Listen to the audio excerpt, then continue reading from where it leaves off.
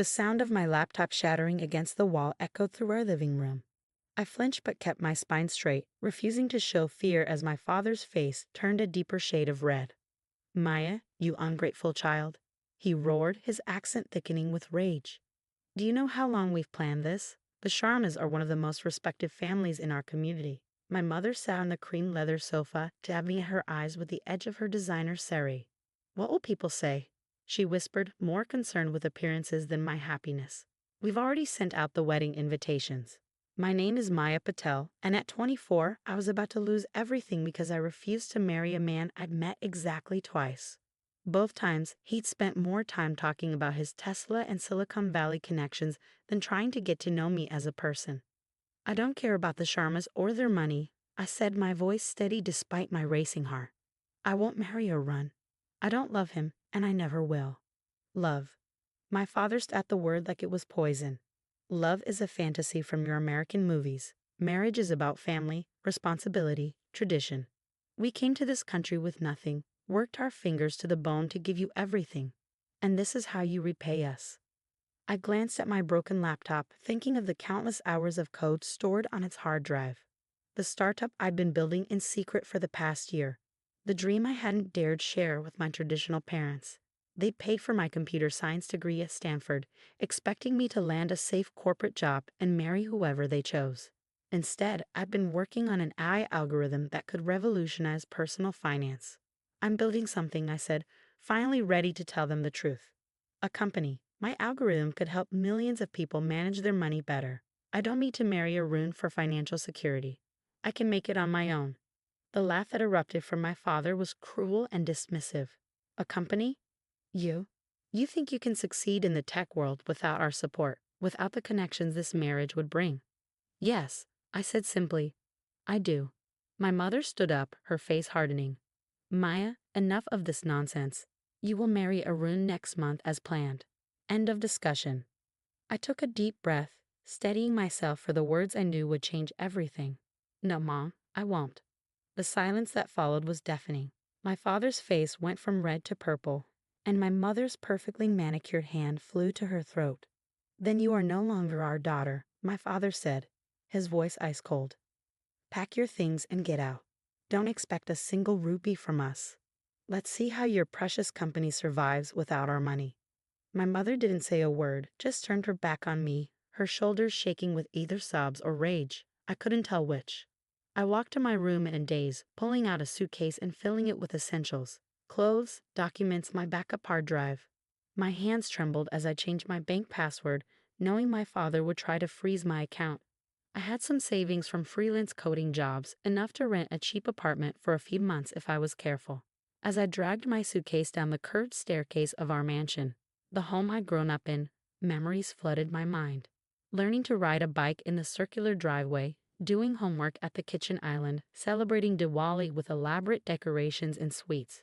But those happy memories were now tainted by the reality of conditional love. My father stood by the front door, his arm around my sobbing mother. "Once you walk out that door," he said, "don't ever think of coming back unless you're ready to apologize and accept the marriage." I paused at the threshold, looking back at them one last time.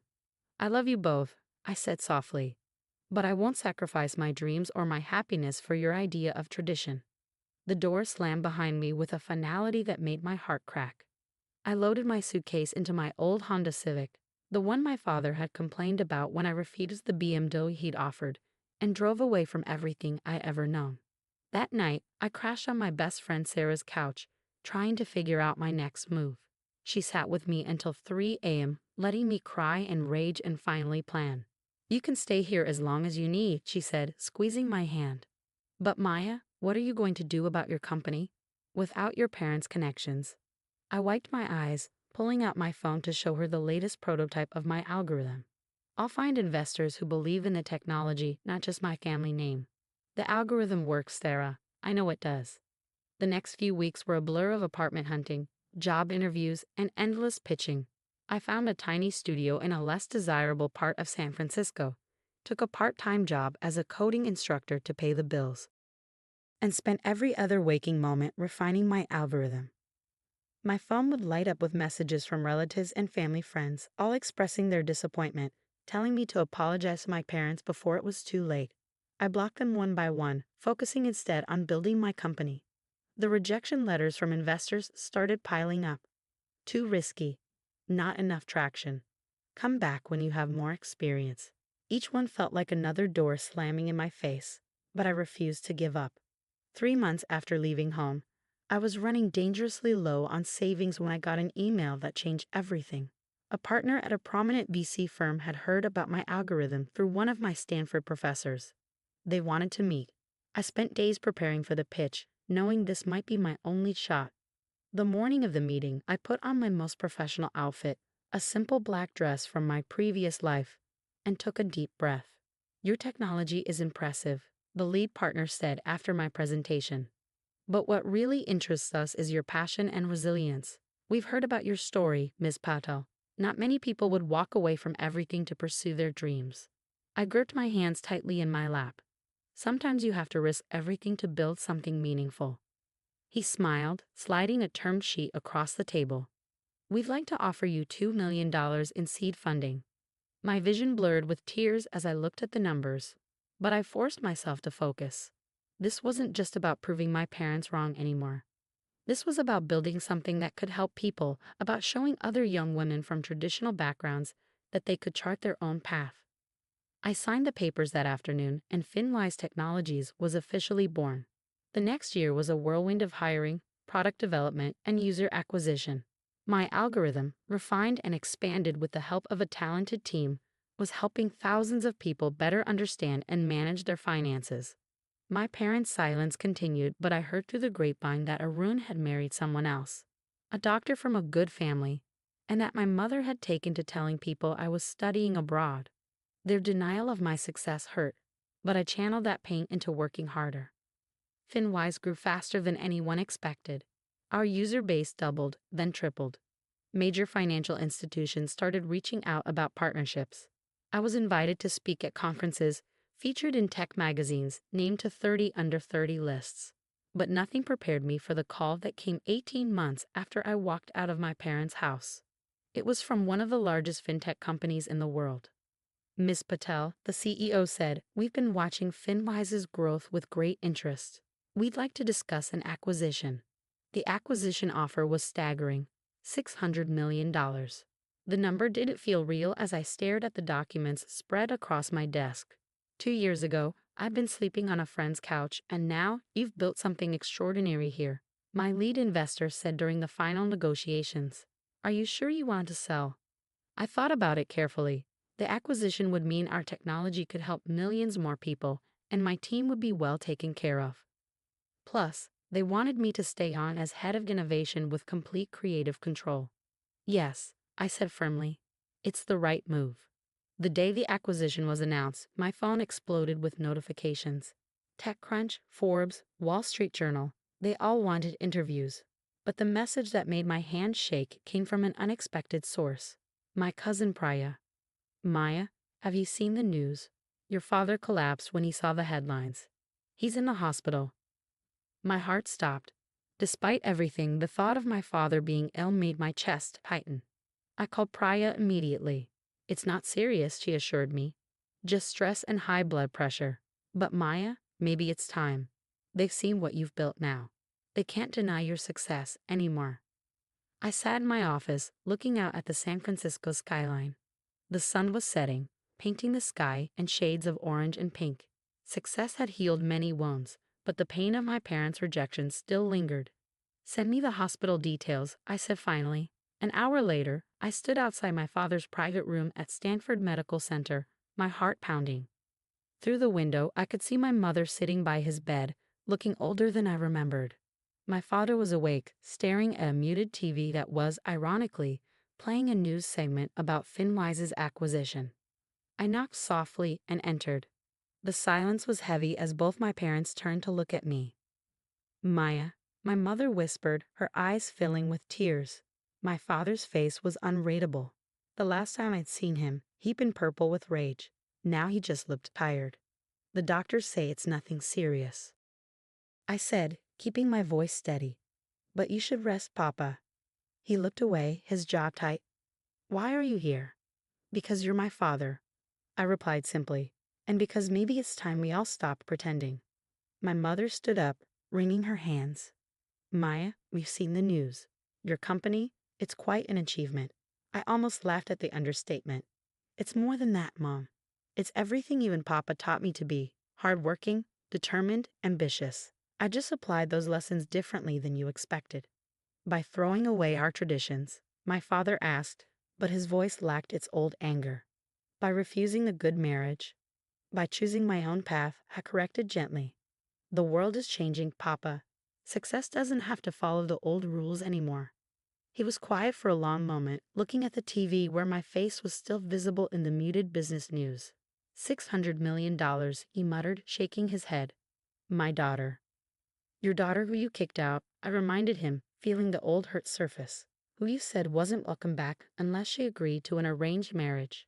My mother made a small, pained sound. We were wrong, Maya. We were so wrong. Yes, you were, I agreed. But that's not why I'm here. I'm here because despite everything, you're my parents.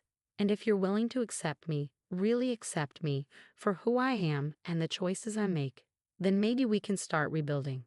My father's eyes met mine, and I saw something I'd never seen before. Respect. Not just the kind that came with cultural obligation, but genuine respect for what I'd achieved. The boy you were supposed to marry, he said slowly, a run. His company just filed for bankruptcy. The Sharmas lost everything. I nodded, having seen the news. Life has a way of showing us what matters, doesn't it? He reached out his hand, and after a moment's hesitation, I took it. His palm was warm and familiar, bringing back memories of childhood walks and proud pats on the head for good grades. I am sorry, BD, he said softly, using the endearment he hadn't used since I was small. Your mother and I, we were trapped in old ways of thinking. We couldn't see that the world had changed. My mother moved closer, her hand joining ours. Can you forgive us, Maya? Can we try to be a family again? I felt tears slip down my cheeks. It won't be easy, I warned. Things can't go back to how they were. I make my own decisions now, about my life, my career, who I date. We know, my father said, surprising me. You've proven you can make better decisions than we ever could for you. The next few hours were spent talking, really talking, for the first time in years. They asked about my company, actually listening as I explained the technology. My mother cried when I told her about those first months on my own, and my father's face darkened with shame. You were working on this even before he gestured vaguely, unable to say, kicked you out. Yes, I said. I tried to tell you that night, but you wouldn't listen. And now you're the CEO of your own division at one of the largest tech companies in the world. My mother said, a hint of pride creeping into her voice. Now I'm exactly who I was always meant to be. I corrected her. The money, the success, that's wonderful, but it's not what matters most. What matters is that I stayed true to myself. As I left the hospital that evening, my parents' numbers back in my phone and tentative plans for a family dinner the following week. I felt lighter. Success had given me more than financial freedom. It had given me the chance to rewrite the rules of my relationship with my parents. Over the next few months, we slowly rebuilt our connection. There were still awkward moments, still times when their old expectations would surface, but now I had the strength and confidence to address them directly. My mother still occasionally mentioned marriage, but now it was gentle questions about whether I was dating anyone, not demands about suitable matches. My father, to everyone's surprise, became one of my biggest advocates in the tech world, proudly telling anyone who would listen about my achievements. 1 year after the acquisition, I stood on stage at a major tech conference, giving a keynote speech about innovation and tradition, about breaking barriers and building bridges. In the front row, my parents sat beaming, finally understanding that success didn't have to follow their prescribed path. Sometimes, I told the audience, the hardest person to stand up to is family. But sometimes, standing up for yourself is the only way to help them grow too. Later that evening, at a quiet dinner with my parents, my father raised his glass. To my daughter, he said, his voice thick with emotion, who had the courage to show us a better way. My mother reached over and squeezed my hand. And to new beginnings, she added. I smiled, thinking of the long journey that had brought us here. The broken laptop, the slammed door, the nights of doubt and fear. They had all led to this moment, not just to success, but to understanding, to growth. to a new kind of family bond built on respect rather than obligation. To new beginnings, I echoed, raising my glass, and to having the courage to write your own story. As we sat there, sharing a meal and genuine conversation, I realized that sometimes the greatest victories aren't the ones that make headlines. Sometimes they're the quiet moments of reconciliation, of barriers broken and minds opened, of love that grows strong enough to bridge the gap between old worlds and new. I had done more than build a successful company. I had helped build a bridge between generations, between tradition and progress. And that, more than any acquisition or accolade, was worth everything I had risked to get here.